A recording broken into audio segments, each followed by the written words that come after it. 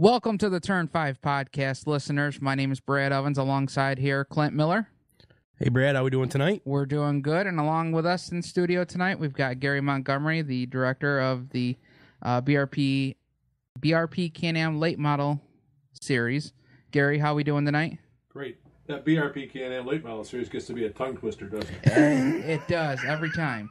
Every single time. Well, I've been saying it for 12 years, so I kind of got it down pat some of the time. And okay. And everything's a tongue twister for me.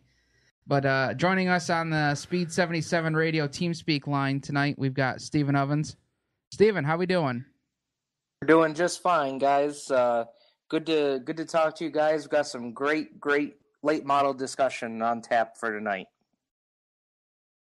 All right. And the great late model debate. Great debate. The great crate debate.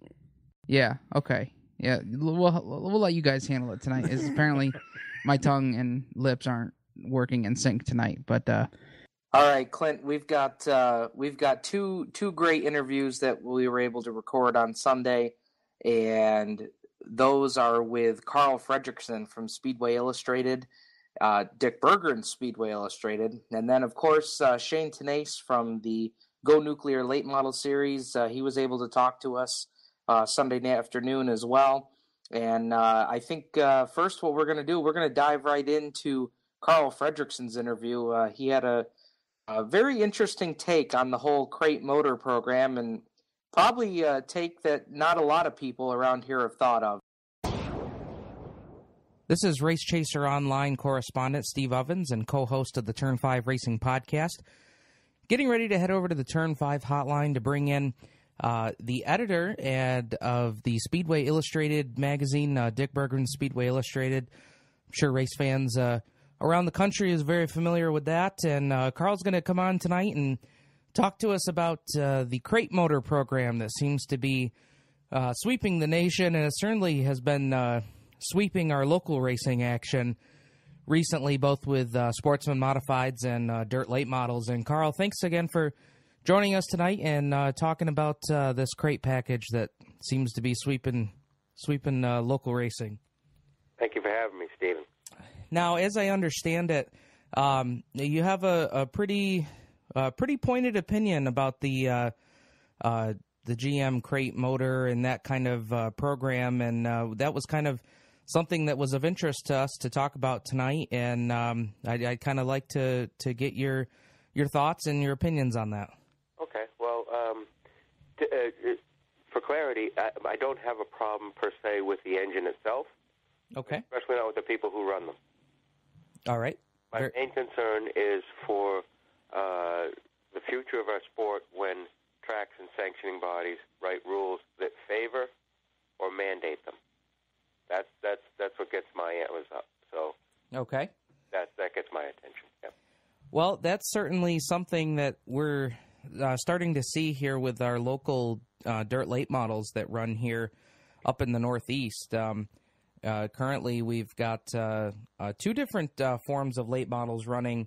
One running a strictly crate program, and another running an open 360, cast iron block engine. And we have a couple of speedways that are trying to blend the two. Obviously, the advantage with the crate program in the rules package trying to even up the competition for the guys running the open 360 motors. It just seems like it's at times can be a losing battle for those guys. Mm-hmm. What happens is the notion that these engines, which are built in a plant in Toluca, Mexico, they're not American, and that's only part of my concern. I think a lot of people do believe that when they buy GM, they're buying American, keep it in America, and they feel good about that, but they're not. And then a lot of folks believe that when you buy from GM, the profits stay in America and help America get stronger and better. GM spends a lot of money overseas, and Reuters just reported that this Toluca, Mexico plant just received $1.5 billion from GM, while the American plants got to split $300 million. So we're not getting the investment at home that people are overseas. So there are, if you believe in doing business with your neighbor, that's a problem. Certainly, and I think when you look at local dirt racers, something that's important to them is being able to do business at home, because a lot of these businesses at home are the ones that are supporting their racing efforts. The problem I have is that a lot of these rules make the supposition that the American aftermarket cannot do what Mexico can do, and I say that's wrong.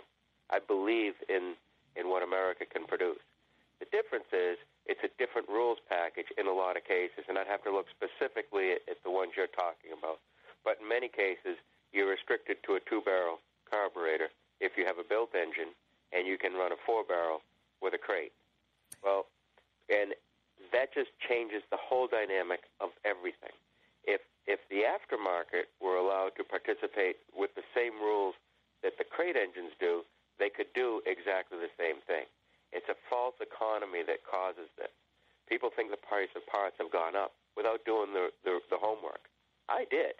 I looked up it just for consistency, Stephen. I looked up the price of a set of 4340 H-beam connecting rods in the Speedway Motors calendar, and in 1994 they were $650. Today they're $259. So I want to know who says the price of these engines has gone up. They really haven't. The parts are less expensive than ever. Now, if you have a restrictive 2-barrel and you're trying to keep up with a guy who can run a 4-barrel, that's where it becomes unfair as far as I'm concerned. I think the American aftermarket should never be at a disadvantage and never be disallowed from good old-fashioned all-American stock car racing. Yeah, and that's a really interesting take on it, and probably one that a lot of folks maybe haven't considered. And we're certainly, our debate tonight is with our local, Northeast late models, but this is something that's not just affecting our area. This is not something, I mean, how many different areas, in doing that little bit of research, did you see this come about? It's around, it transitions, I'm a little bit east of you guys, and up here, like Lee Speedway, they instituted, we went from, I think, 26 or 28 late models when I was running there, to 24, 22, and so they put in a crate rule, and the division lasted another 4 years.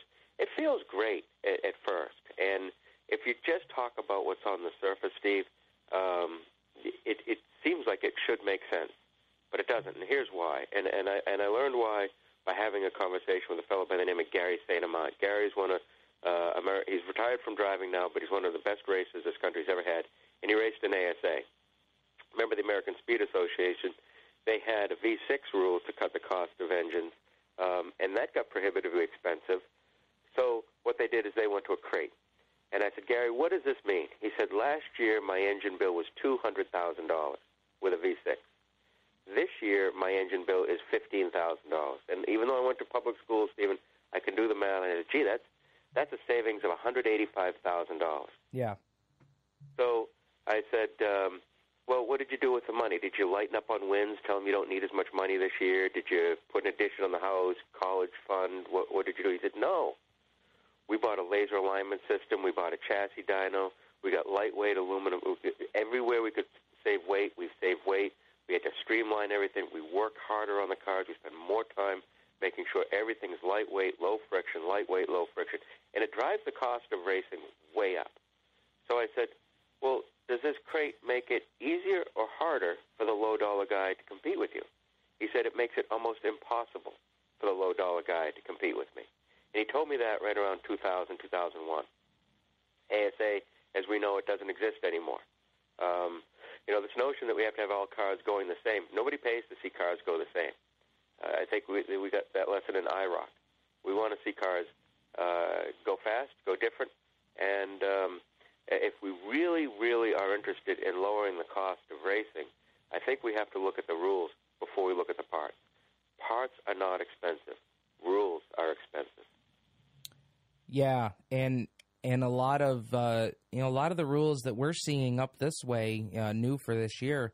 I mean, there's still, even though somebody can buy a crate engine, there's a lot of those lightweight parts that you spoke of that people can go out and get and still go to a GM dealer and get resealed. And so essentially what they've done really isn't illegal, but it does certainly make, even for the guy who buys the bare minimum of crate stuff, it makes it impossible for them to even have a shot at competing.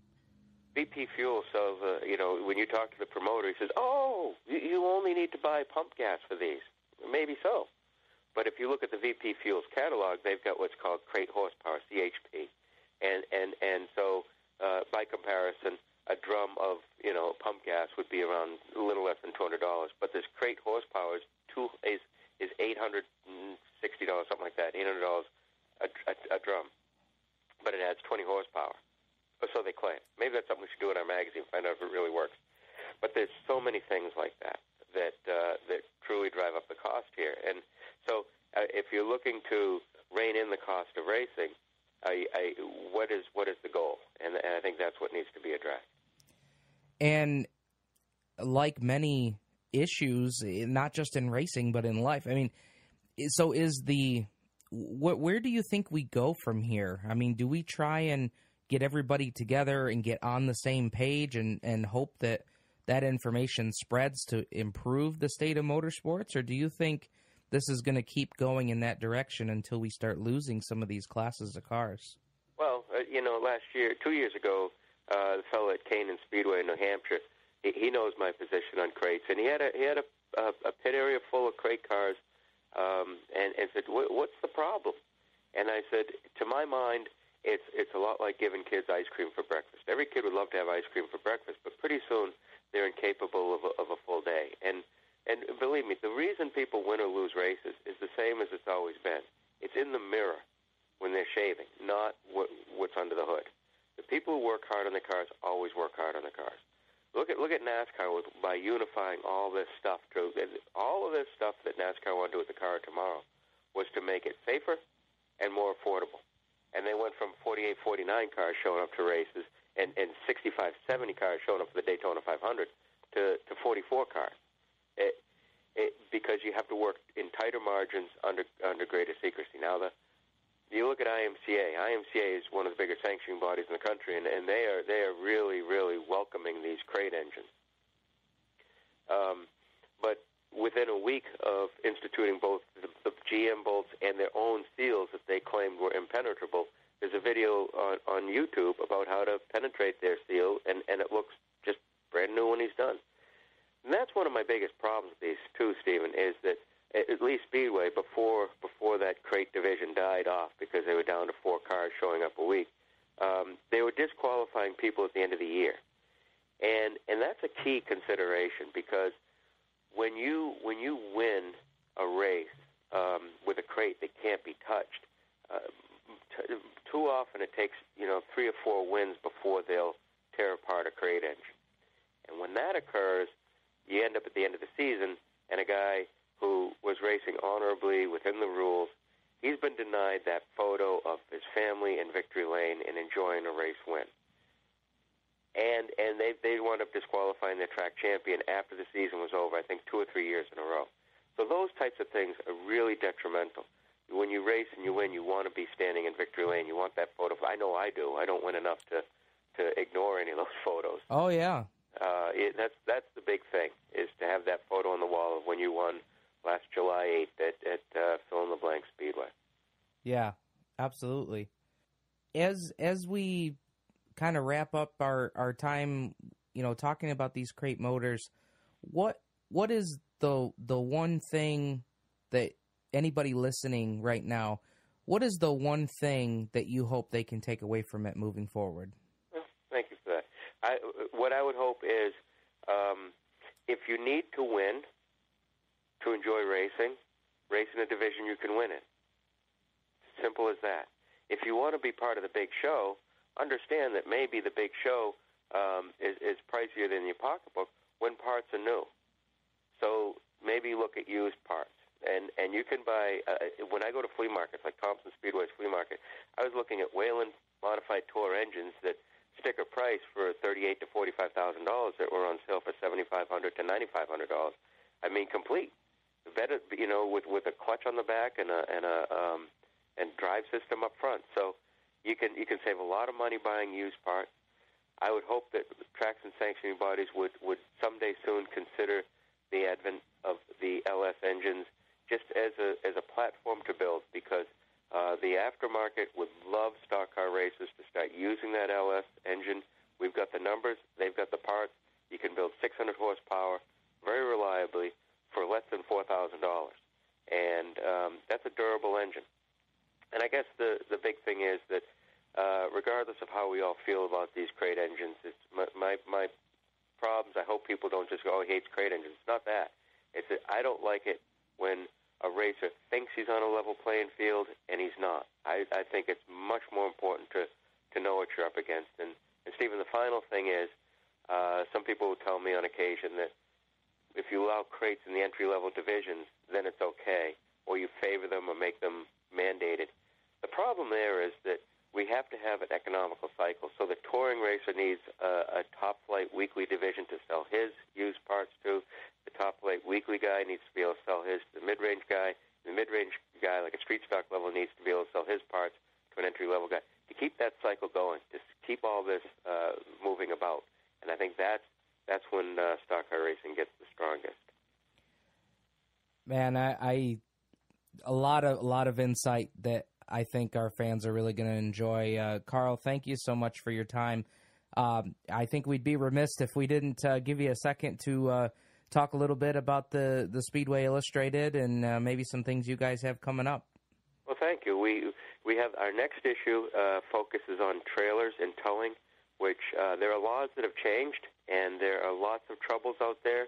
I know one racer who, for instance, Steven, in Minnesota, you can have a stacker. Your tow rate can be 70 foot long, but in Iowa, it can only be 65. Well, he was towing through Iowa and got pulled over because the policeman knew the length of the truck. And he was 6.5 hours roadside, $4,000 in fine.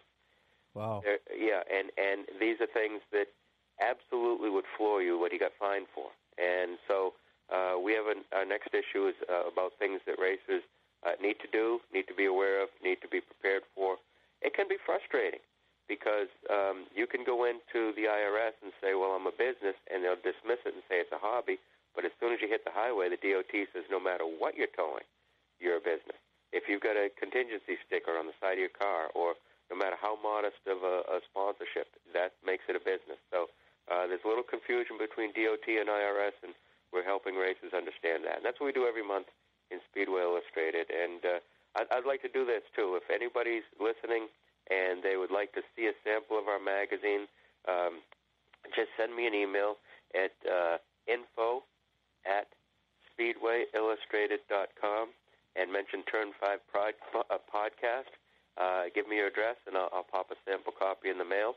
Last month we did a big cover story about what happens with these crate engines. If you want that one, we've got one with Josh Richards where he let us photograph his car and how he sets it up.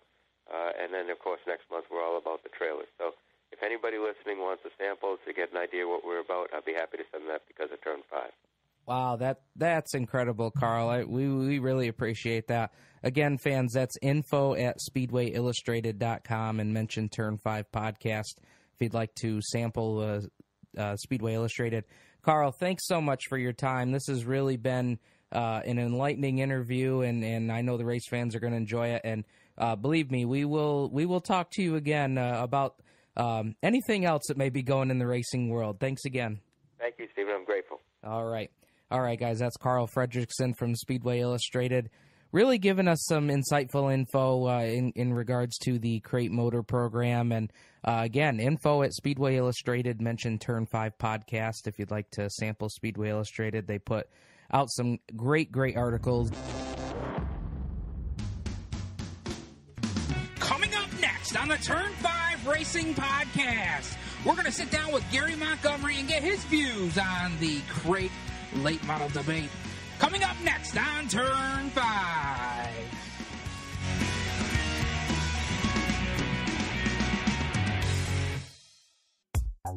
Hey Brad, where do you go for your NASCAR, IndyCar, F1, short track, dirt, and World of Outlaws coverage? I go to racechaseronline.com. Aren't they also at Speed 77 Radio on live stream? Yeah, they've got the Motorsports Madness Report on Tuesday nights at 7 o'clock and the Stock Car Steel SRI Motorsports Report on Thursday nights at 7 o'clock. Join in on the fun at racechaseronline.com and see them on Facebook. Search Race Chaser Online.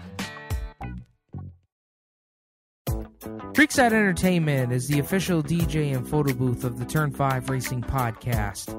They have the most up-to-date karaoke to make your bar or party a great event. They also have the wedding DJs that will make your wedding reception one that the family will remember forever. Contact them online at www.creeksideentertainmentdj.com or call Stu at 315-481-9700. Okay? What? The 80s called. They want their store back.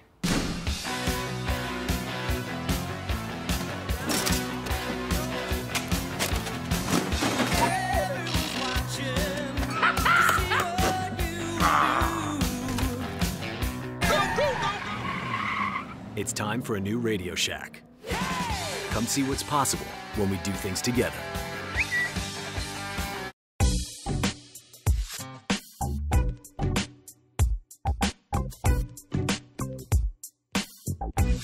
Welcome back to the Turn 5 Podcast. Brad Evans alongside Clint Miller, Gary Montgomery here in the studio. Steven's joining us via the Speed 77 Radio TeamSpeak line. And guys, go ahead and take it away. All right, Gary. Well, you heard the comments that Karl Fredrickson had to say. What is your reaction? Well, first of all, this is not a crate debate, as Karl suggested. And I'm not against crates either. But I'm against the promise that the crate programs made a number of years ago about saving a lot of money. That just doesn't happen, as it turns out. And Karl made the point about saving money on the crate engine from Gary St. Amand or somebody. Yeah, it was Gary St. Amand. And then he went ahead and bought laser tools to line up their chassis and do all those things. And my favorite expression about those is you save money on whatever it is. The promoters are always trying to save racers money. Okay, we know better than they. Well, that's nonsense. We don't. But if we did save them a nickel, they'd go out and chrome plate their wheels or buy a bigger tractor, toter home, or a bigger trailer or whatever. So racers are going to spend a lot of money no matter what. And promoters will never come up with a formula to stop all of that.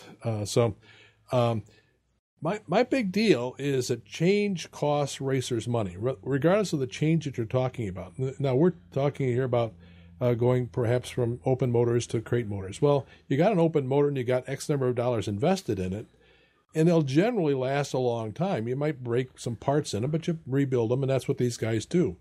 But if they got to put that on the garage floor and go out and buy a crate for X number of dollars, it's costing them a lot of money. And money is what it's all about.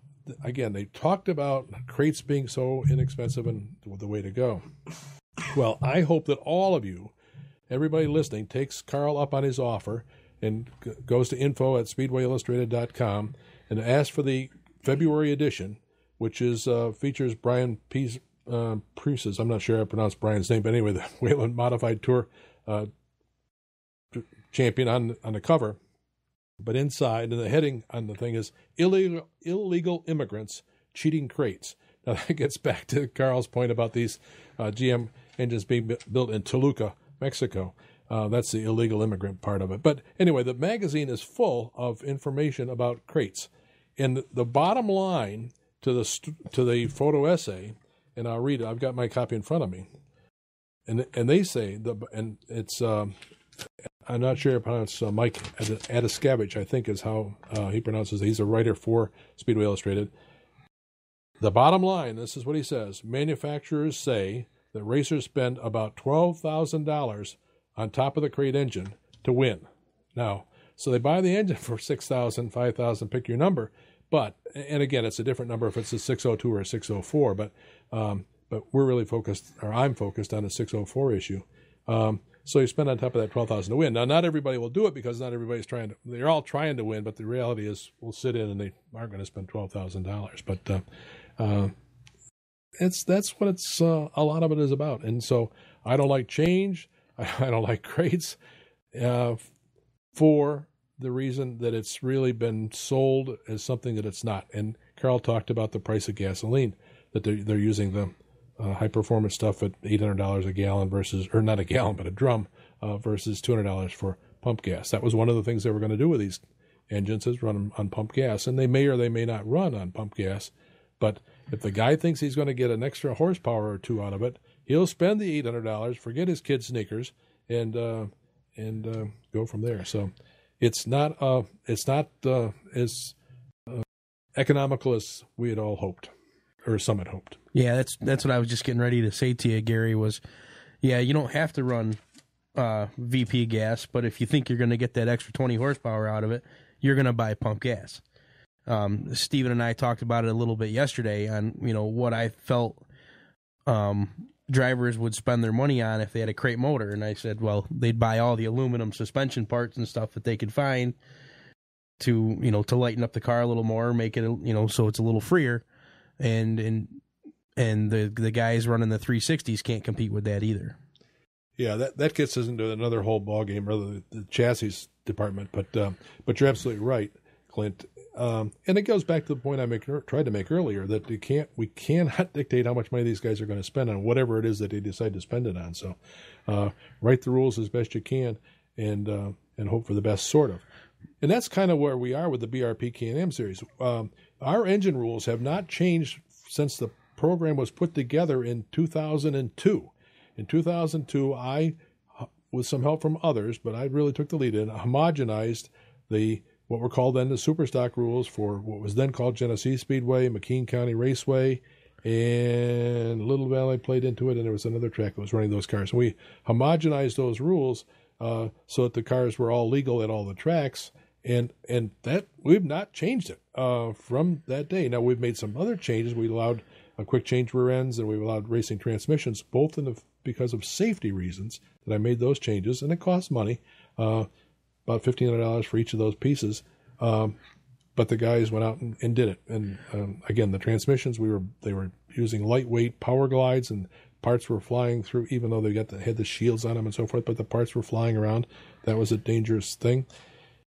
And I'll never forget it at Black Rock one night when John Rivers's rear end gears broke late in the race. He sat dead in the water right underneath the starter stand. I remember this night. Oh, my gosh. And, a kid from Countersport, I can't think of his name right now, came along and hit him so hard that when they got done, both cars were facing in the opposite direction. And that was because Rivers' car, Dan Cobb was the driver I'm trying to think of. I think that's who that was. Yeah, you're right. It was certainly Rivers. And the problem is his rear end gears had failed, and he couldn't go anyplace. And it turned out that there were other failures that I didn't realize when guys were falling out of races what was going on. And that was what it was. They were lightening up the rear gears, and they were failing. And the last thing we want is for anybody to get hurt, whether they're driving a crate or a four-cylinder or whatever it might be. So we've not changed the engine rules. And I'm going to get off on a teching thing here in a minute, but open engine rules that we have, they're cast iron heads and cast iron block. But the only rule we have is that you got to have a 2-barrel carburetor, and we define the size of the Venturis in that, and the cubic inches of 360. And we check those things for the top 3 or 4 drivers every week or every tour event. They're easy to do, relatively easy to do. The carburetor check even I can do. The P&G gauge is a little more complicated, but we check that. And anything else they do, go at it, boys. But you're not going to go any faster because the carburetor is restricting the air and the gas that gets in there. Of course, our tires limit the things as well. And the cubic inches, of course, are important, but we check that, and it's relatively easy. So you got to tech it. Yeah, and there's not much you can do with the 3-link suspension and, and stuff like that as far as, spending money there to make it go, faster. So I agree with you, Gary, and those rules have been set in stone, like you said, for the last 4 or 5 years now anyway. 12. 12 years. Right. I can't believe it's been around that long. I'm dating myself. Well, you haven't been around that long, but I'm so old. I'm the oldest guy listening to this thing. I'm telling you. But I mean, if I had my way, we'd go back to everybody makes their own coupe and they put their own flathead. Well, maybe go beyond the flatheads, but put their own little Chevy V8 together and do it themselves. But that's just not going to happen. Getting back to this teching thing. So for the BRP Can-Am deal, I told you what we do, and we do that pretty rigorously. Yeah, I can attest to that. And the weekly programs is a little different, but generally the guys are running for the tour, and they don't have a separate motor for a weekly program, so it's the same thing. Your crates is a whole different deal. If they're going to tech them properly, it's a lot of things to do, and I know how much it costs to tech these things. And believe me, if we put these things in our division, we're going to tech them, because the last thing I want to get involved in is people thinking that other guys are cheating. Now, if they get beat, they always think the other guy's cheating, but it's a problem, and it's expensive to tech a crate, really expensive. And what we struggle with is finding the right tech guy that will do the right job, and you pay him a lot of money. You pay him $100 for a whole night he's got to spend. And then you give him a flashlight and a magnet, and in the dark, in the dirt, at 11 o'clock at night, and he's going to properly tech a crate? No way. Just no way that's going to happen. So I've got another plan. If we go with the crate engine program. Now, if we do it, it will be a combination, as Karl was suggesting, and we won't hold back on the open engines at all, basically, but, beyond what we have today. Right. But both Raceway 5 and Freedom are going to allow the 604 crates to race on a weekly series, BRP Can-Am weekly events. What I'm going to do with them on the tour is to be determined, but there's a lot of pressure to do this. We've lost a lot of our drivers to the crate programs. Now, that's the real crate late model program, but we'll probably have to go and allow the 604s to race with us. But if we do, there will be some things that we can do to standardize things. And Karl touched on the 2-barrel, 4-barrel carburetor situation. We'll continue to run our cars with a 2-barrel, and the 604 crates will have their 4-barrel, because to change that, it's not simply changing a carburetor. The intake manifolds are, I guess, the same, but the stuff underneath in the engine itself. So, but there is a significant weight advantage for the 604 crates. The aluminum heads, which they have, weigh 70 pounds less than the dart heads that most of our dart cast iron heads that our drivers use. 70 pounds. A lot of these guys would give up their favorite last child or something or other for 70 pounds on a race car. But you can add 70 pounds of weight up in front of the motor blade and make things equal that way too. So I don't know exactly, and we can play with that with spoiler size, weight, not where we put the weight, what the weight is, and so forth. So there are a lot of things that can be done. But the big thing is that promoters like myself who think we can legislate racers saving money, we're kidding ourselves. We can't, because they'll spend it someplace.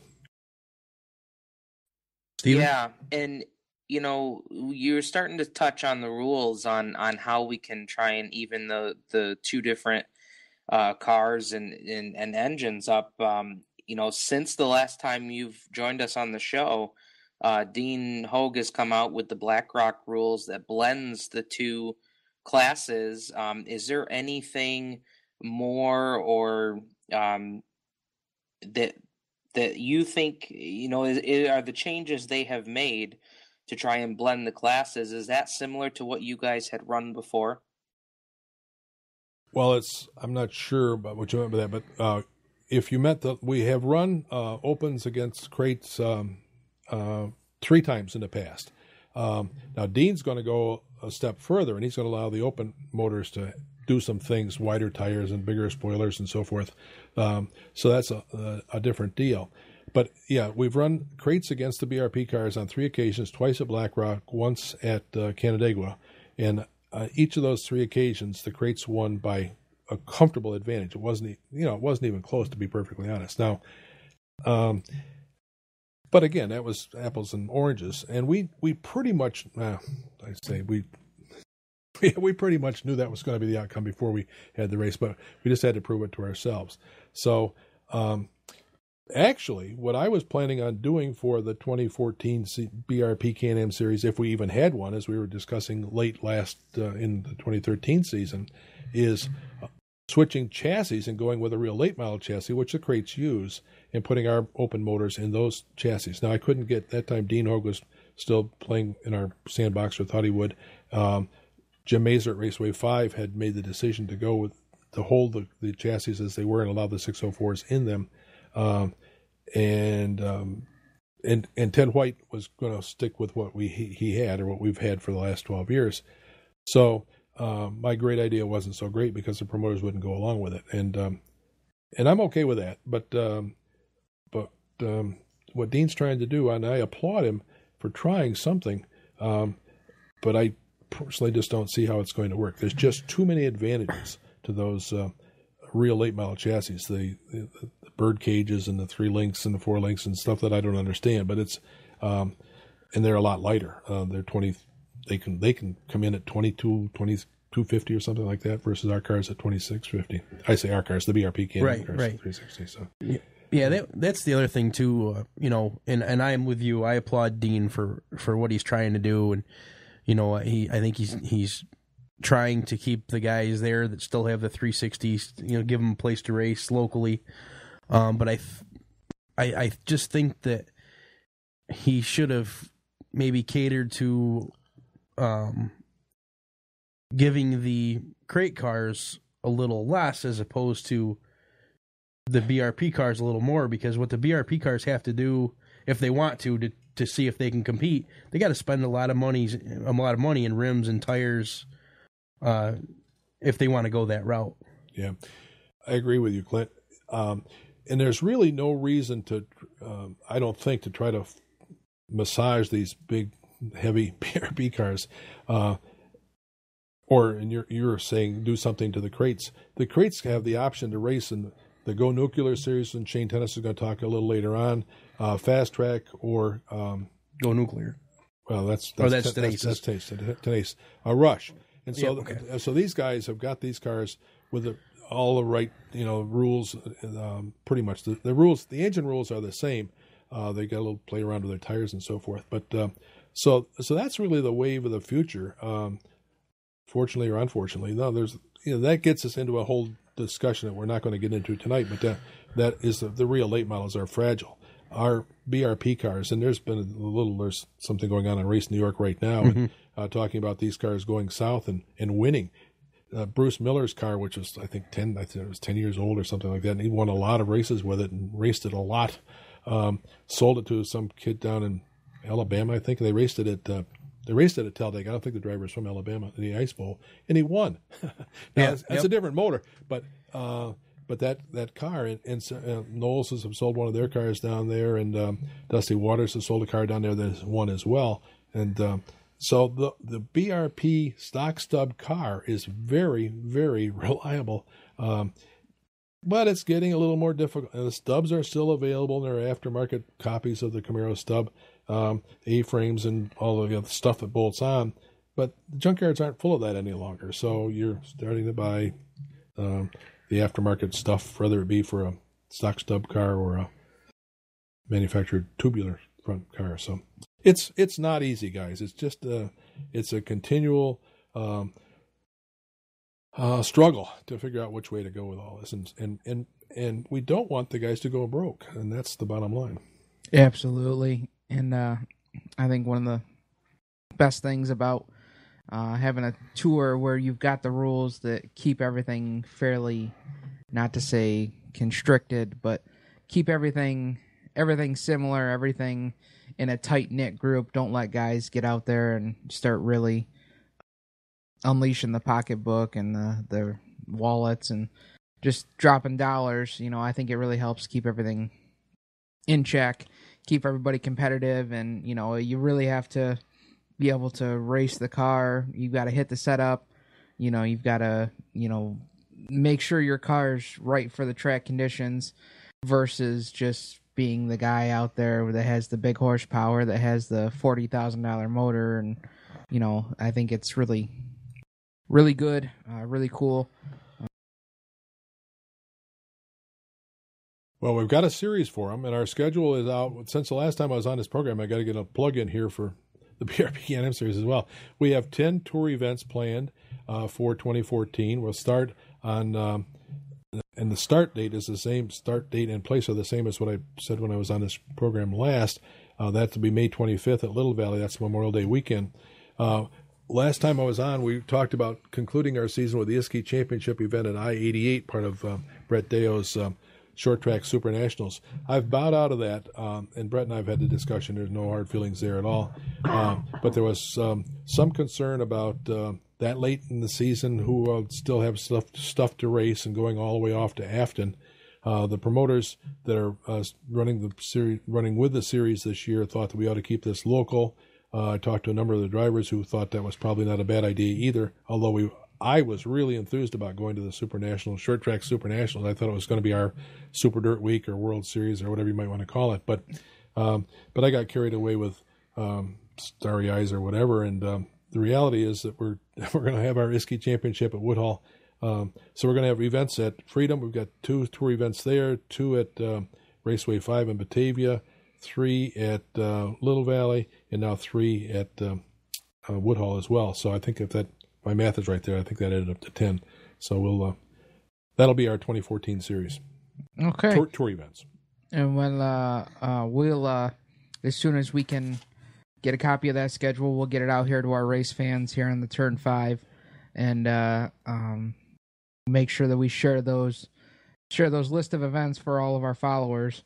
Well, Brad, let's throw it off to break. I want to thank Gary Montgomery for joining us in studio there at the Casa de Pork Chop Studios.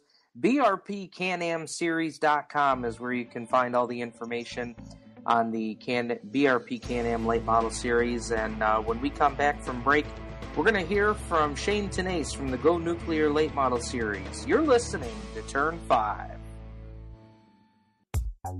Hey Brad, where do you go for your NASCAR, IndyCar, F1, short track, dirt, and World of Outlaws coverage? I go to RaceChaserOnline.com. Aren't they also at Speed 77 Radio on live stream? Yeah, they've got the Motorsports Madness Report on Tuesday nights at 7 o'clock and the Stock Car Steel SRI Motorsports Report on Thursday nights at 7 o'clock. Join in on the fun at RaceChaserOnline.com and see them on Facebook. Search Race Chaser Online.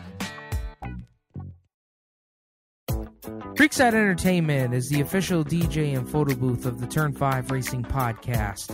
They have the most up-to-date karaoke to make your bar or party a great event. They also have the wedding DJs that will make your wedding reception one that the family will remember forever. Contact them online at www.creeksideentertainmentdj.com or call Stu at 315-481-9700. Okay?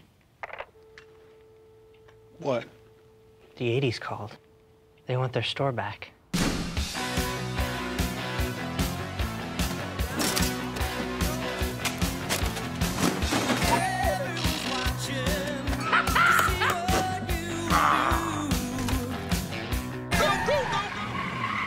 It's time for a new Radio Shack. Come see what's possible when we do things together.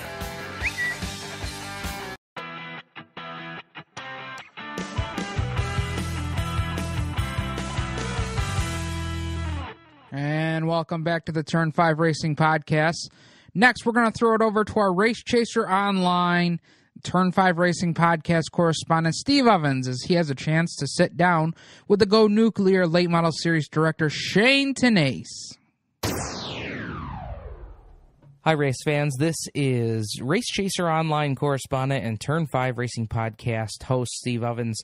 Going to spend some time with part 2 of our Great Crate Debate episode here on the podcast. And to do so, we're going to talk with a guy who's quite familiar with the Go Nuclear Late Model Series. That's none other than Shayne Tenace. And Shayne, thanks for joining us on the program tonight. It's absolutely a pleasure, Steve. All right. So, we, as I'm sure you're well aware, we here in the Finger Lakes region, we're starting to have a bit of a transition period between open 360 late model engines and crate engines. And we spoke with the tour director from the 360 late models of the BRP CanAm Tour with Gary Montgomery, and we wanted to talk to you about the Go Nuclear Crate Late Model Series, and just kind of tell us a little bit first about how the series came about, why the late models, the crate program, kind of how all that came together, and we'll kind of start from that starting point. Certainly, to really understand how it got started, you have to understand that I came from the Midwest, where we ran UMP super lates. So I'm quite familiar with the cost of open engines. A lot of my friends ran UMP modifieds, which would run similar type engines. And I moved to the area in 2010, and Fulton Speedway had just started their crate late model class, which I joined. And near the end of that year, I approached John White and Harvey Fink, the owner and general manager of the track, and actually had an idea for a super late model show, because at that time I was still pretty high on super lates, and had an idea. Well, we had a really good discussion, and during that, Harvey Fink actually suggested, well, instead of doing that, why not maybe put your money and energy into a series for what we've got here. And the more I thought about it, the more it really made sense. I mean, I had a lot of fun in the division. It seemed like there was a good group of guys. So I said, well, you know what? The way to build a local class is to give people a chance to go out and have some fun in other areas. And so I went in 2011. We started out with 4 races, and we built from there. Yeah, and build on that. You have, we'll talk real quick here about your upcoming schedule, which was released recently, and you guys are really starting off with some power up at the Mohawk International Raceway the first weekend, April 26th and 27th. I'm tremendously excited about the Atomic Spring Clash program. That's a program that I've got some background up there. I grew up about 10 miles from the racetrack. I know a lot of the folks that work there and race there, and actually the wife of one of the owners, well, obviously she's a co-owner, I graduated with. And we've raced with them a couple of years now and really enjoyed some really great shows. And so when we were looking to kick off the season, I noticed that they didn't have anything until mid-May, and wheels started churning, and thought we might be able to put together a program that would be, great not just for the racers but for the fans. And I think we put that together.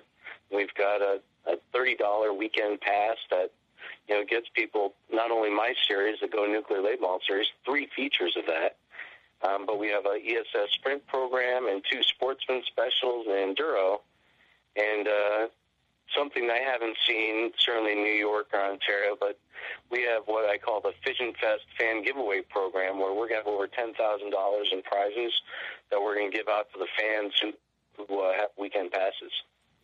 That's pretty.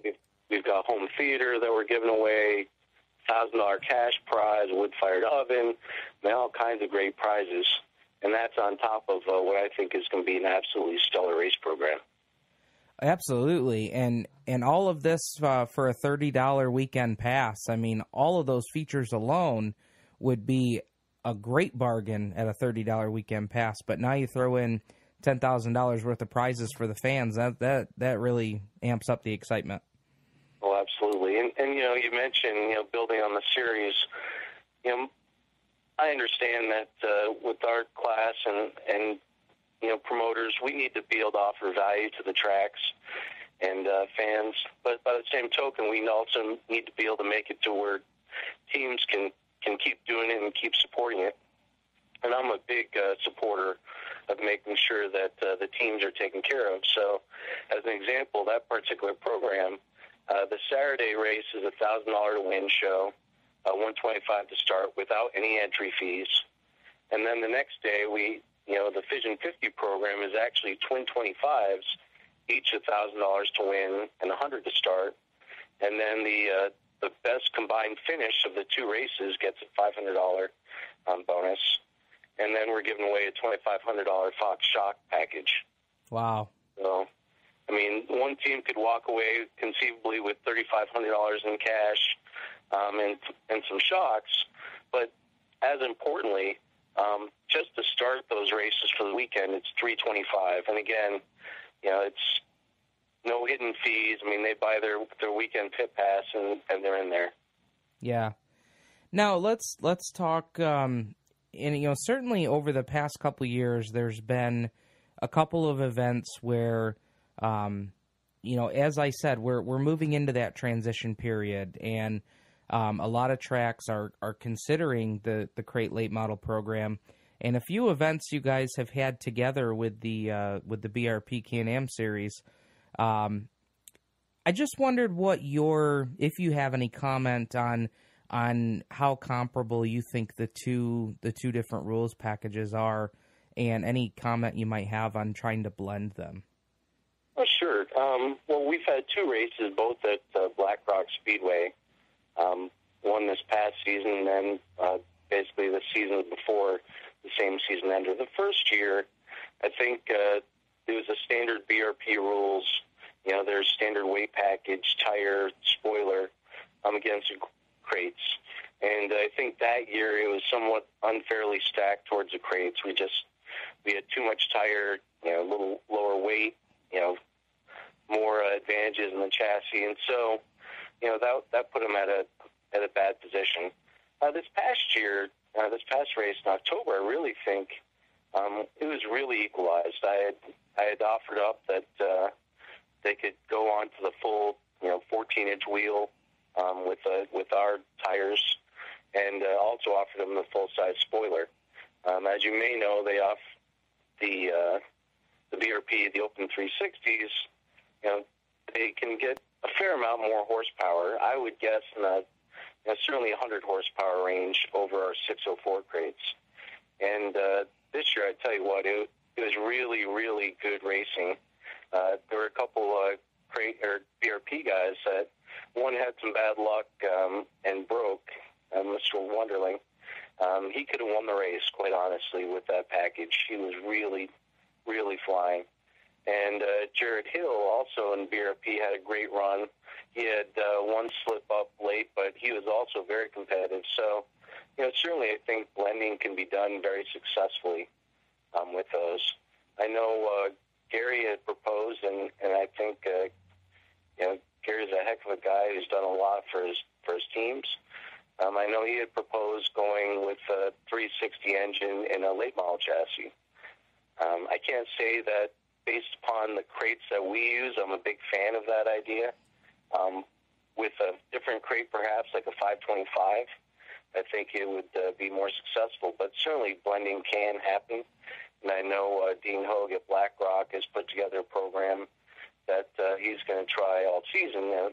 I certainly intend to support a few of those shows.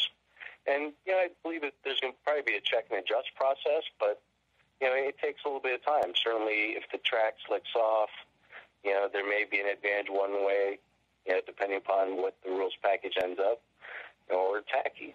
But the blending, certainly as evidenced by this past October's race, can happen. Okay.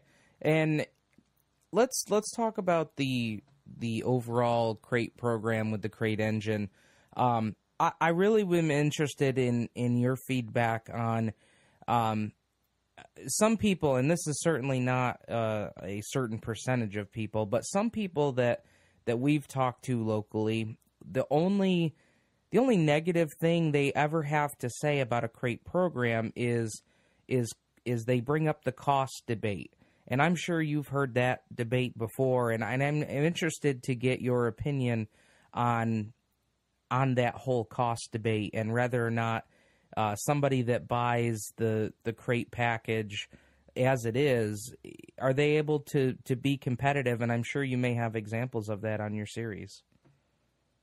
Well, first of all, I absolutely believe that can happen, and they can be competitive with box stock 604. There's been a lot of talk about all these horsepower gains, and quite honestly, I have seen, some of the Hendren is a huge engine builder in crates from down south. Probably the most most popular crate engine rebuilder in the States, quite honestly. And there's some great people up north, don't get me wrong, but let's use that as example, Hendren. And when they rebuild and they go through and I'll say blueprint, can they get some more power? Yep, they probably can. And we did some dyno tests, and compared to the old style 604s, because GM has made some changes, it can be, fairly significant. 35 horsepower, probably 20 foot-pounds of torque. But I just have not seen that with the new 604s. Now you can make more power by adjusting your carb, by doing fuel, but engine to engine, there's an advantage, but it's not that big. I mean, you're talking 15 horsepower, maybe 15 foot-pounds of torque, a little bit better curve on the bottom. And I can speak from experience because I bought a brand new 604, and we hadn't put the Loctite quite right on the water pump, and loosened up, and I ended up running that 604 a little dry and warped the head. So I had the option of throwing that engine away or getting it opened up, sealed and done, redone. And I did that. And fortunately, I had seen the dyno between the before and after, and that's about what we got. I think it was 12 horsepower and maybe 10 foot-pounds of torque. Okay. Speaking offhand, I'd have to go back and look at the curves, but quite honestly, that also could have been from loosening everything up from getting overheated as well. Sure. So, rings, all that stuff. In the grand scheme of things, if you look at comparisons and differences in power, comparable from the best built engine to a budget built engine, my personal belief is that the difference is a lot more than that. So can people spend more money and get a little bit more horsepower? Sure. But in the grand scheme of things, I mean, I've seen 602s win races, and if people have spent all their money to try to get that 10, 15 more horsepower, I think they'd probably get a lot better benefit by buying some new tires. Yeah, I mean, you can get more horsepower, but if you can't hook it up on the racetrack, you're going to really struggle. So, I mean, I really do believe that the horsepower question really isn't the big concern. And in particular, maybe it depends on the track, but quite honestly, there aren't that many big tracks where it's all about keeping it all wound up. Yeah. There's a lot on and off and having good response. And just as with anything, I mean, you can tweak headers, you can tweak your carb, there's incremental gains to be made, but that's not the base engine by any stretch. I mean, we at Fulton Speedway, we had a 602 win a feature. Tyler ran a 602 several races and had several top fives, and probably should have won a couple races. Had some issues where I had to pull off. I actually had a 602. I don't know if it was on the end of its legs or what, but overheated, where I finally had to just pull it and put a different 602 in. And we had a 602 win on the Go Nuclear Series up at Brockville Speedway. Yeah. So, you want to talk about the differences in power. Well, I mean, there's a lot bigger difference between a stock 604 and a stock 602 than there is between a sealed 604 and a stock 604. Okay. So that's kind of where I'm at. All right. Again, can you stop people from spending big money? Probably not, but from my experience, the incremental gain that they can get really isn't what makes a difference. Okay. Well, that's really kind of what we were looking for, in doing our show this week is, trying to hear from both sides. And I think that's certainly a big question that you've been able to help us answer. If anybody wants any information on the Go Nuclear Late Model Series and where you guys will be and sponsors and drivers of that sort, where can they find you? Well, we're in a couple locations. Certainly, we keep a very active Facebook presence. Just search Go Nuclear Late Models, and then also the GoNuclearLateModels.com website. We're keeping that up to date, and of course, people can feel free to give me a call at any time. My contact information is both on Facebook and on the website. 315-530-3591. Open calls anytime. And one last thing. It's with anything that has rules, the rules are only as good as the tech. And I know in particular running a crate late series, it's incumbent upon us to do a good job. And to that end, I'm purchasing a lot of new tech equipment over the winter. Training a couple of people this last season. My primary tech guy was not available nearly as much as I wanted, so I recognize I need to make some updates to my program to make sure that we're, always had somebody there.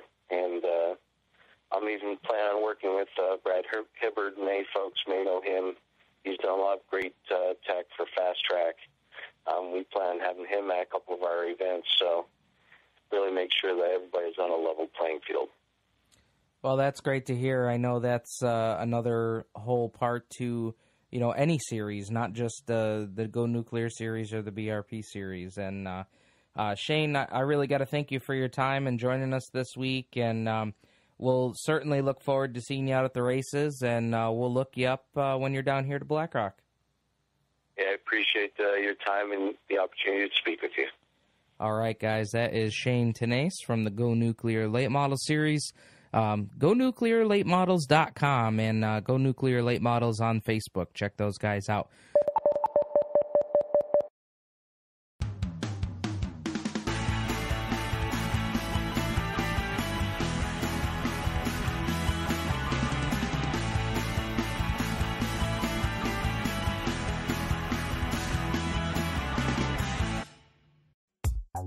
Hey, Brad, where do you go for your NASCAR, IndyCar, F1, short track, dirt, and World of Outlaws coverage? I go to RaceChaserOnline.com. Aren't they also at Speed 77 Radio on live stream? Yeah, they've got the Motorsports Madness Report on Tuesday nights at 7 o'clock and the Stock Car Steel SRI Motorsports Report on Thursday nights at 7 o'clock. Join in on the fun at RaceChaserOnline.com and see them on Facebook. Search Race Chaser Online.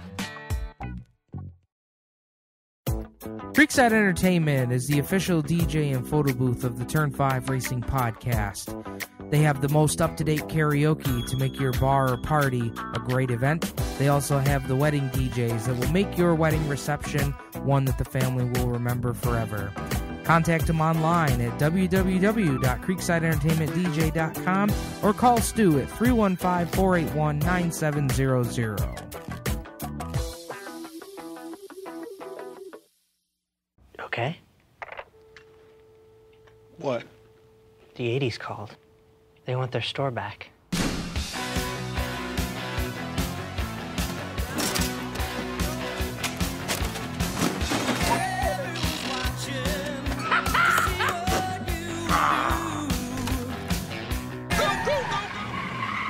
It's time for a new Radio Shack.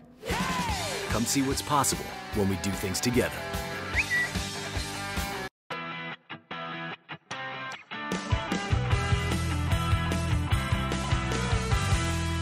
Welcome back into the Turn 5 Racing Podcast, race fans. We are brought to you weekly by Penny and Electronics, Creekside Entertainment, and Race Chaser Online, Speed 77 Radio. I want to give a tip of the cap to Jacob from Speed 77 Radio for getting us hooked up with our TeamSpeak line. I'm coming to you guys from Niagara Falls this week, and big thanks to Jacob for helping us get that set up. Clint, let's talk about Shayne Tenace's comments from the Go Nuclear Late Model Series. One thing I guess we'll start off with is the fact that I'm not sure just how much these guys are putting into their crate motors. Yeah, having myself not been around them that much, to know, like you said, what they do, what they don't do, it doesn't really sound like there's a whole lot of an advantage to opening up, putting some new parts in them, and then resealing them. Listening to Shayne talk. So, is it worth putting the extra money in it? I think that these guys will put the money that they're saving on their, as we talked to Gary, the money that they're saving on the motor, they're going to put it in other parts of the car. Yeah, and we talked before tonight's show about the fact that, okay, even if the motor adjusts, even if the extra horsepower you gain in the motor is only incremental, the differences in chassis certainly plays a big role into crate versus an open 360 BRP car. Right, because the BRP car is a 3-link rear end, and it's all solid. It's welded onto the rear end, and you got what you got. The full blown crate late models, they have bird cage rear ends, and what that means is there's brackets on the rear end that move back and forth to let the rear end move freely, for optimum bite, optimum traction, for getting around the corners. And with it just goes, to tell that cars that are free are going to be a lot faster than cars that are, I won't say bound up, but you could use that term when you're comparing the two. Yeah, and I know that you guys working on Steve Kent late models over the past year or two. I know that really trying to get those cars dialed in to just exactly what you wanted, could be really a bear trying to get those cars dialed in. Oh, yeah, it's a nightmare, and our chassis were a little older, and we, like Jim Schuyler said, you can make old go fast, but when you're already behind the 8-ball and you don't sit and, I did a lot of reading, I watched a lot of videos online, I just couldn't come up with anything that would make our cars better. It just didn't seem like it would affect it enough. You need to find. We needed to find half a second, not a tenth of a second. So the stuff that we did was minimal, but it wasn't what we needed to do to keep up. In my opinion, is the rear ends would have had to been, the rear clips would have had to been cut off, redone. Mounting points would have had to be redone, because everything is so conducive to angles. And it's crazy. Yeah, it'll be interesting to see coming up here. And about a month and a half will be the season lid lifter over there at Blackrock, and we'll see how this blending of the two classes goes. And I really think that to see how that goes is really going to play a role in what happens going forward with Sure. With these two different types of engine packages in the late model car. Sure. You can do what you want to try to make the BRP cars competitive with the crate late models. The fact of the matter is, guys with the BRP cars are going to have to spend a lot of money to make them competitive with the crate cars. And is it worth it? Yeah, I don't know. It depends on who you ask, because guys are spending a lot more money on their cars for X amount of dollars to win, and it could be maximum money for minimum to win. Doesn't seem like guys care about that. They want that plaque, they want that trophy, just like Karl had said earlier. When he talked about guys getting tore down at the end of the year and then losing their 3 or 4 wins, when the guy that was trying to do it right would have rather had his car and his plaque, his picture. So it's hard to say what the guys at Blackrock will do. I don't see Jim Schuyler spending money on rims and tires. They may, do the spoiler thing and the sail panel thing, but to go out and spend money on tires and rims, I just don't think that that the BRP guys are capable of doing that. Okay, guys, and as we wrap up here, final thoughts on the whole great crate debate. Well, if I've got the choice, I'm going to go support my local BRP guys. I think it's going to be a really exciting year for those guys. Really interested to see how Jared Hill does in the 57J. Really interested to see who the driver of the mystery car is going to be, and see how well that team does. Yeah, we'll find that out a couple weeks at the Skyler Race Party. I'm going to go with you, Steven. I'm going to say I love the 360s. It was a great class. We just pounded our head on the wall for so long, and it got to be too much of a job. But they're a fun class. I love watching them. 5, 6, 7 cars can win on a given night, and I'm with you. I'm going with the 360s. All right, well, that is going to wrap up our Great Crate Debate episode here on the Turn 5 podcast. Want to thank all of our guests for joining us this week. Karl Fredrickson from Speedway Illustrated. And remember, info@speedwayillustrated.com. Mention the Turn 5 Racing Podcast to get your sample edition of the magazine. We want to thank Gary Montgomery for stopping in studio, for joining us from the BRP CanAm Late Model Series. And we want to thank Shayne Tenace from the Go Nuclear Late Model Series for joining us as well. For Brad and Clint in studio at the Casa de Pork Chop Studios, I am Steve Ovens coming to you from Niagara Falls, New York. We'll see you next week for another edition of Turn 5.